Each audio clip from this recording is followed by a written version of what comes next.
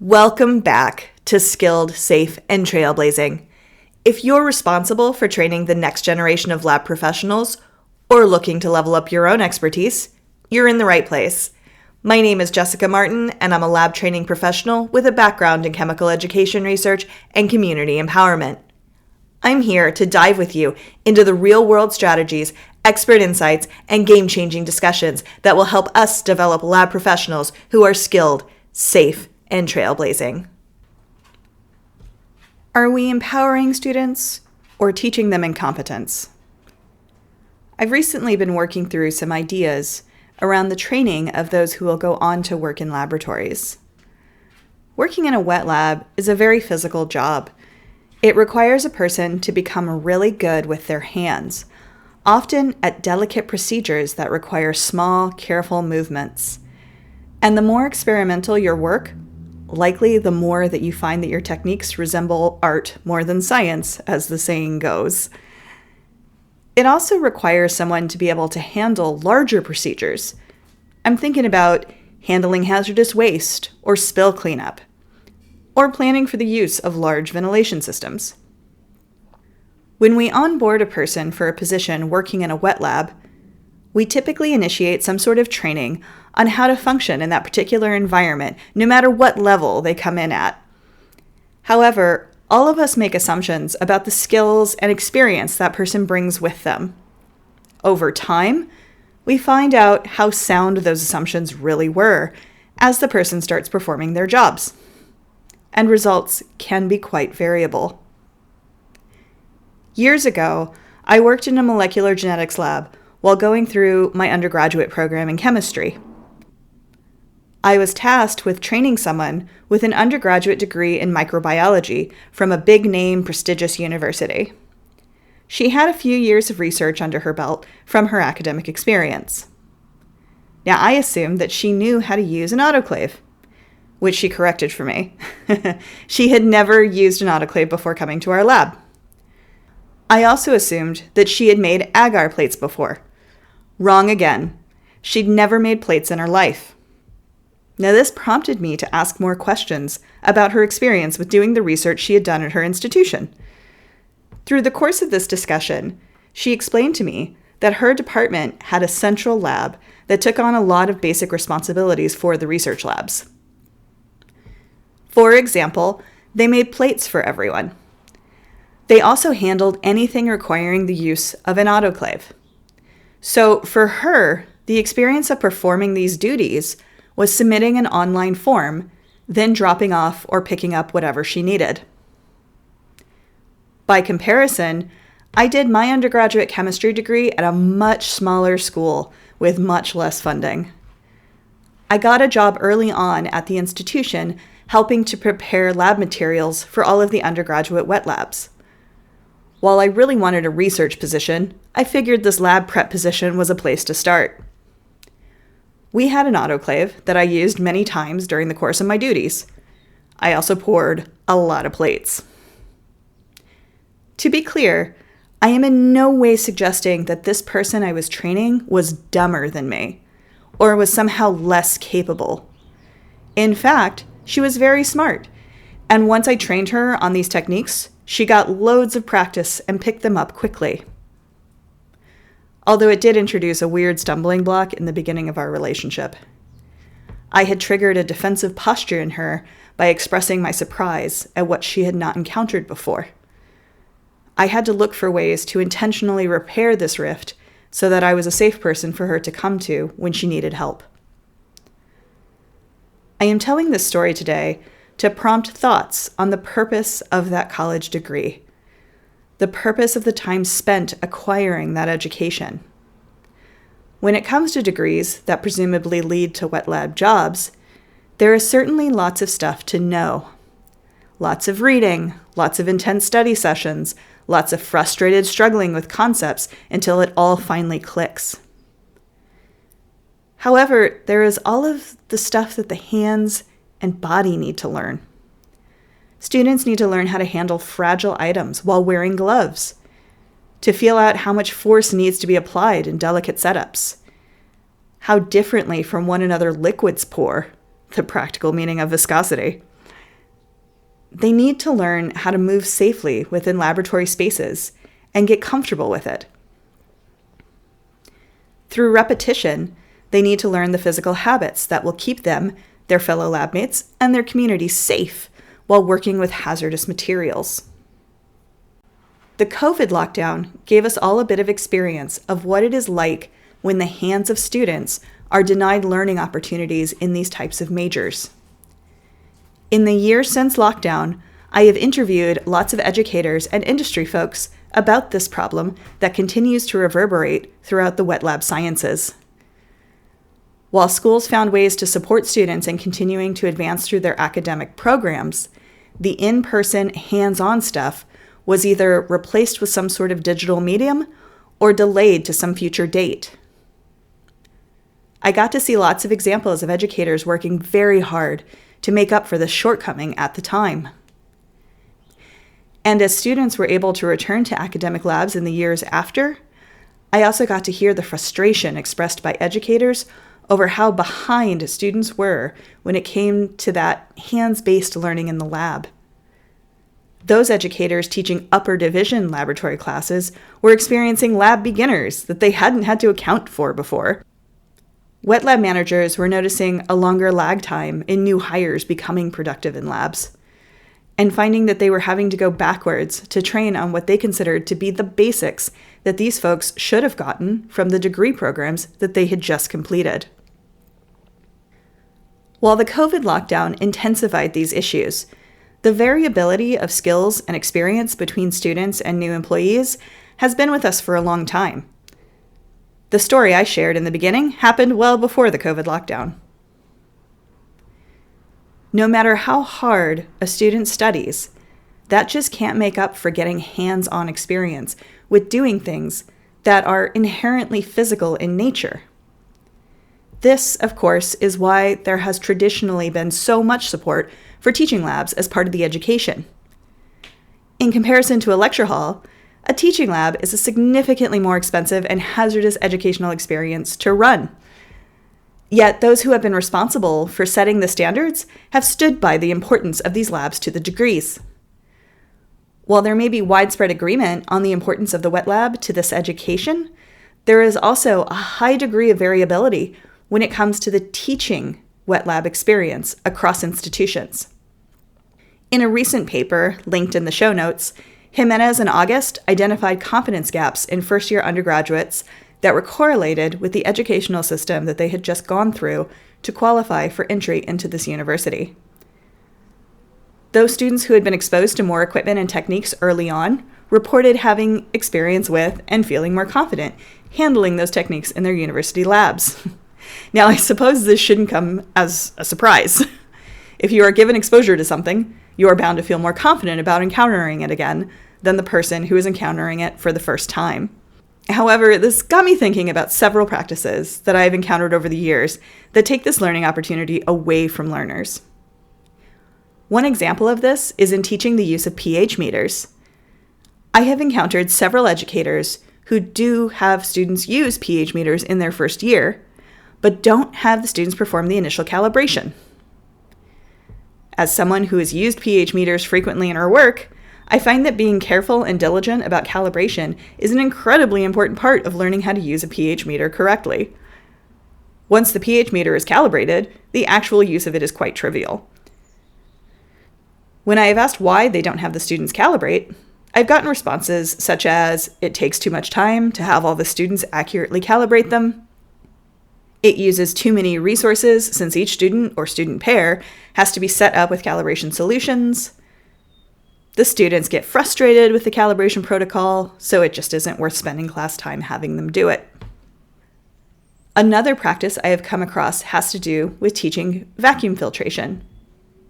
When someone sets up a vacuum filtration, it is prudent to set up a flask that functions as a trap between the flask you are using to perform the filtration and the vacuum itself. That way, if any liquid or solid somehow manages to make its way through the filtering flask, it lands in the trap instead of getting sucked into the vacuum system. However, I have witnessed vacuum filtration taught without placement of a trap. In fact, this is how it was taught to me initially. And then when I set up a vacuum filtration for the first time in my graduate lab, a more experienced graduate student with a different background corrected this error for me and taught me the correct way to set it up. While this more experienced grad student was amazing, both as a colleague and as a patient educator, it was still incredibly embarrassing for me to be corrected in the basics of performing such a simple technique that I should have learned years ago. So why are so many educators tempted to teach this technique without the trap? It takes more time to have the student set up. It requires double the amount of glassware that has to be put out and later has to be cleaned. And students get frustrated. All of these answers seem to point to two issues: funding and patience. Funding is definitely a dominating issue that every educator has to think about constantly. Anytime anyone is tempted to ask why educators aren't quote-unquote doing their jobs, it is very important to consider the funding structure under which they are functioning. Many of those educators are doing their jobs to the best of their ability under pretty austere conditions. The second aspect is patience. This is a reoccurring theme that makes me worry that we are teaching incompetence on a massive scale. Real learning is supposed to be a struggle. It can be a fun struggle, and one can learn to enjoy struggle. In fact, I would think that those who dedicate themselves to learning are the ones who learned how to enjoy the struggle. But when an educator is revealing their impatience with the learner's struggle, it can inadvertently send the message to the learner that the struggle is a negative thing, that somehow it is unusual or unnatural to struggle, or that it indicates that a person doesn't belong. And if educators are always looking for ways to remove struggle, not only is that negativity reinforced, but real learning opportunities are being taken away from those learners. I listened to a talk by Maria Gallardo-Williams a few years ago in which she was discussing a paper she had recently published, also linked in the show notes. The paper was examining the use of a digital tool to support university students in undergraduate laboratory classes. One aspect of the results that she discussed had to do with the students in the study reporting that they found the digital tool to be more patient than their human teaching assistants. While Gallardo-Williams expressed a bit of consternation at this reported impatience from teaching students, I didn't find the result surprising at all. Teaching assistants are human. They have plenty of other stuff that they are worrying about, and they are often sleep deprived. And quite frankly, they are also typically quite young and very early in their careers teaching students who are not that much younger than themselves. It wouldn't surprise me in the least that learners would experience sharpness or impatience from time to time. Also, of course a digital tool isn't going to respond with impatience no matter how many times a learner has to repeat an item. It is digital. It has no feelings. It can't get tired. That learner can have that whole struggle experience with the digital trainer without wearing them out in any way. And even if the learner loses their patience, any harshness or abuse that the learner may exhibit has no impact on the digital tool.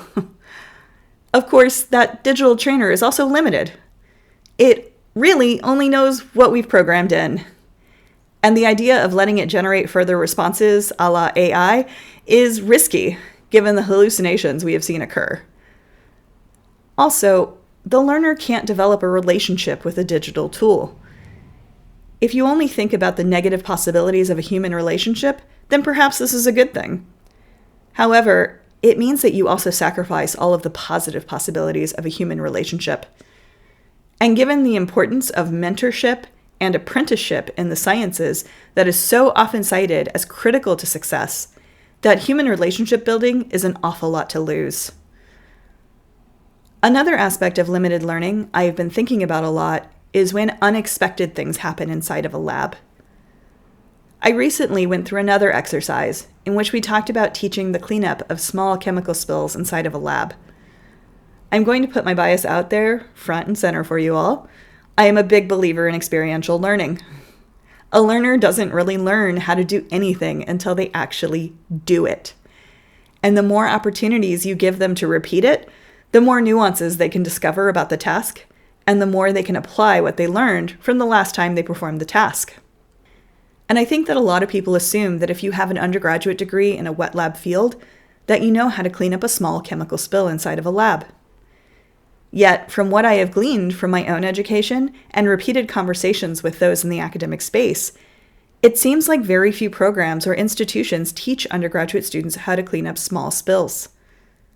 In fact, I have heard it repeated in plenty of labs, both teaching and research, that undergraduate students should never feel obligated to clean up a small chemical spill. I've also heard this said to graduate students, that they should not feel obligated to clean up a small chemical spill. And it does make me wonder, at what point in this journey should people start feeling obligated to clean up a small chemical spill? And at what point should we be intentionally teaching how to clean up a small chemical spill? This assertion that undergraduate students should never feel obligated to clean up small chemical spills feels a bit lawyer-influenced to me. In fact, it seems to me that the ability to clean up a small chemical spill should be one of the hands-on skills that all people in wet lab educational programs should be learning. And of course, we would include a discussion about hazard and risk. Of course, how you clean it up depends on what it is. And of course, the size of the spill matters. I'm not trying to claim that any of that isn't true. But if we don't teach it, then they don't learn how to think it through and perform the cleanup in the right way. And they don't have the opportunity to gain that more nuanced approach to determining if they are able to handle the spill or if they should call someone else in. And then do you know what happens in the real world? They clean it up anyway. Probably with paper towels that they throw in a regular trash can because nobody told them any different, because it was never their responsibility until one day it was. We have so many students walking right past equipment that they never interact with, and then we are surprised when they interact with it incorrectly or refuse to interact with it at all. It is completely bonkers. And I fear that these practices, on repeat, teach learners to either not discuss what they are intending to do in the lab with anyone, or they just don't do it at all. Essentially, in the name of saving money and keeping everyone safe, we are teaching incompetence. In a recent study by Lubick, Siri, and Ryan, linked in the show notes, they reported that first-year undergraduate students felt the least amount of confidence in a laboratory setting, as opposed to non-lab educational settings. This shouldn't really surprise us. Even the most experiential education has students in lecture rooms more often than labs. For the average person, a wet lab is kind of an odd and mysterious space. We need to remember that as we are guiding students through these spaces. Now, they reported that the laboratory classes in which students came away feeling the most confident were primarily based on group work and in which students engaged with the instructor in one-on-one discussions.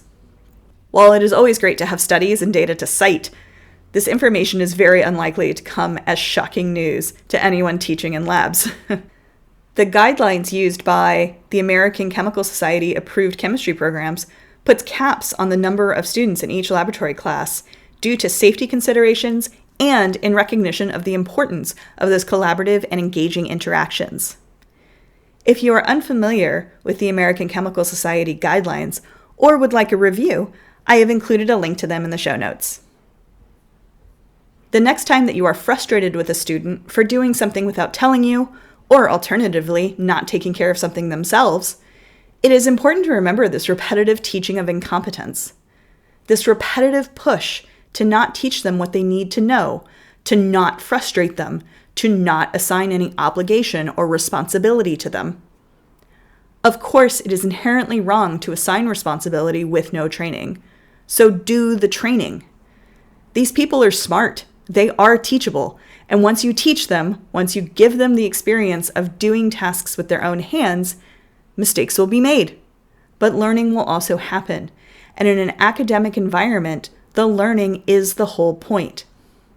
I'd love to hear from you all on this topic. When working with students or new employees, have you come across wet lab skill gaps that surprised you? And once identified, did you do anything to help fill those gaps? If not, what is preventing you from doing so? Or maybe you have personally had an experience in which you came to discover one of your own skills gaps.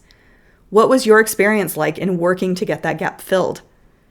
Let me know by either emailing me at skilledsafeandtrailblazing@gmail.com, commenting in our LinkedIn community, linked in the show notes, or if you are listening on Spotify, leaving a comment on this episode. Thank you for all you do to develop lab workers who are skilled, safe, and trailblazing. Skilled, safe, and trailblazing is meant for those working in labs or training others to do so. The information shared here is a starting point, not a complete guide or legal standard. We've done our best to use reliable sources, but we make no guarantees about accuracy or completeness.